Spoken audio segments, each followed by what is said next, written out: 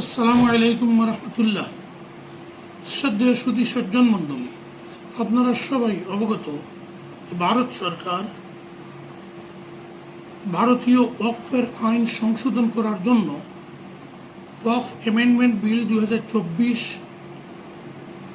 ভারতের সংসদের যৌথ কমিটির নিকট পেশ করেছেন এবং এই আইনে সংশোধনীর নামে প্রায় 40টি সংশোধনী এনে মূল ওয়াকফ আইনের কাঠামোটা ধ্বংস করে দিয়েছেন।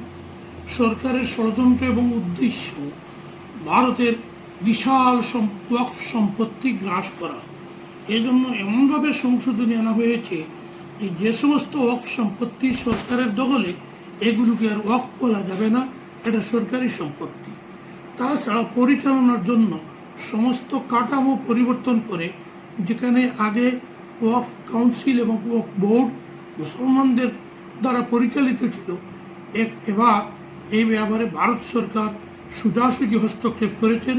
জেলা কালেক্টরকে সমস্ত ক্ষমতা দিয়ে ওয়াকফের মূল উদ্দেশ্যই ধ্বংস করে দিয়েছেন, যার ফলে এটা আইনে পরিণত হলে ভারতের মুসলমানদের ওয়াকফকৃত মসজিদ, মাদ্রাসা, খানকা, ইমামবাড়া ইত্যাদি ঈদগাহ, কবরস্থানের জমি সংরক্ষিত থাকবে না, এটা সরকারি মালিকানায় চলে যাবে। এর প্রতিবাদে সমস্ত মুসলিম পার্সোনাল ল বোর্ড সহ ভারতের সবকটি মুসলিম সংগঠন এর প্রতিবাদে সোচ্চার হয়েছেন এবং সংসদীয় যৌথ কমিটি আগামী 13 সেপ্টেম্বর পর্যন্ত তারা এর প্রতিবাদে যারাই প্রতিবেদন সাবমিট করবেন, প্রতিবাদ তারা গ্রহণ করবেন। এই জন্য আমি উত্তর পূর্ব ভারত ইমারতে শরিয়া ও নদওয়াত তামির এবং মুসলিম পার্সোনাল ল বোর্ড সহ ভারতীয় সমস্ত সংগঠনের মুসলিম জমাত দলমত নির্বিশেষে, হানফি শাফি নির্বিশেষে, শিয়া সুন্নি নির্বিশেষে, জমিয়ত নদওয়া আহলে সুন্নত প্রত্যেকের কাছে বিনম্র আবেদন জানাচ্ছি, 13 সেপ্টেম্বরের আগে পার্সোনাল ল বোর্ড যেভাবে অ্যান্ড্রয়েড মোবাইলে আছে প্রতিবাদ করার কথা অনুরোধ করেছেন, আমরা সবাই যেন এই প্রতিবাদে সামিল হই। বেশি বেশি করে ইউনিফর্ম সিভিল কোডের সময় যেভাবে লক্ষ লক্ষ প্রতিবাদ দিয়েছিলাম, এ ধরনের একটা প্রতিবাদ অভিযান আমরা চালাই এবং এই উদ্দেশ্যে আগামীকাল শুক্রবার প্রতিটি মসজিদে একটু জুম্মার খুতবার আগে আলোচনা করে যুবকদের যেন আমরা অনুরোধ করি তাদের কাজে লাগায়, কীভাবে তাদের সিস্টেম জানা আছে এই প্রতিবাদটা সংসদের যৌথ কমিটির নিকট পৌঁছানো যায় এবং পার্সোনাল ল বোর্ডের নিকট পৌঁছানো যায়। পদ্ধতি কি, এ সম্বন্ধে আমাদের নদওয়ার কেন্দ্রীয় কার্যালয় সম্পাদক মৌলানা নঈমুদ্দিন চৌধুরী আপনাদের সামনে তার রূপরেখা একটু বিস্তারিতভাবে বলবেন। ধন্যবাদ, শুকরিয়া। সম্মানিত দেশবাসী, আপনারা নিশ্চয়ই অবগত আছেন যৌথ সংসদীয় কমিটি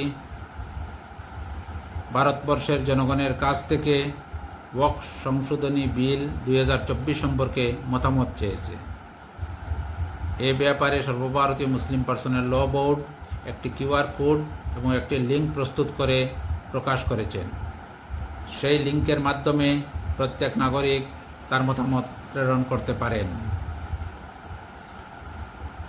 এই লিঙ্কের মাধ্যমে কীরকমে প্রেরণ করবেন, আপনি আপনার অ্যান্ড্রয়েড মোবাইল থেকে গুগল ক্রোমে গিয়ে ক্লিক করুন, তারপর কিউআর কোডটি স্ক্যান করুন।